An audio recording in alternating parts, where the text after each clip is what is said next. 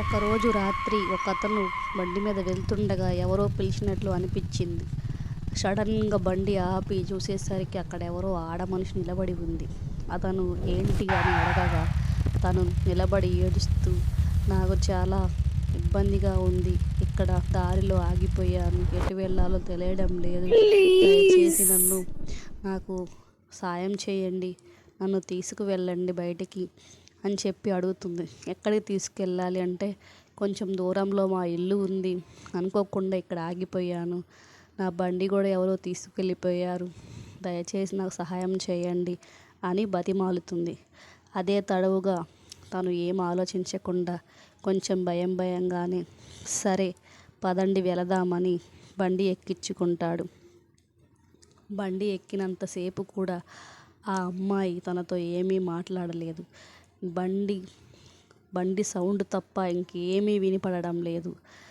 తీరా కొంచెం దూరం అయ్యేసరికి అతనికి అనుమానం వచ్చి అద్దంలో వెనక్కి చూసేసరికి నల్లటి రూపంతో, ఎర్రటి కళ్ళతోటి రాక్షస రూపం కనిపిస్తుంది.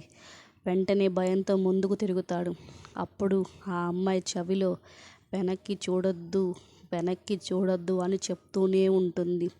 ఎందుకు అలా చెబుతుందో తనకి అర్థం కాక ఇంకా ఆపుకోలేక భయంతో ఒక్కసారిగా వెనక్కి తిరగాలని నిర్ణయించుకుంటాడు.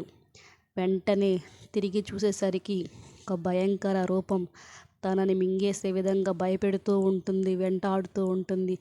భయంతో స్పీడ్గా వెళ్ళడం మొదలుపెట్టాడు. వెంటనే 2 చేతులు తన భుజం మీద పడి తనని గట్టిగా పట్టుకొని వెనక్కి లాగుతున్నట్లుగా ఉన్నాయి. తను తప్పించుకోబోయి అక్కడే పడిపోతాడు. ఇంకంతే. మరుసటి రోజు బైక్ తప్ప అతను కనిపించడమే లేదు. ఆ బండి దగ్గర ఆ అమ్మాయి నిలబడి చూస్తూనే ఉంది. కానీ ఆ అమ్మాయి ఎవరో ఎవరికీ తెలియదు. గ్రామ పెద్దలు అందరూ చూసుకున్న తర్వాత అక్కడ తర్వాతి రోజు ఒక అమ్మాయి, ఒక అబ్బాయి రోజు బండి మీద అదే టైంలో తిరుగుతూనే ఉన్నారు.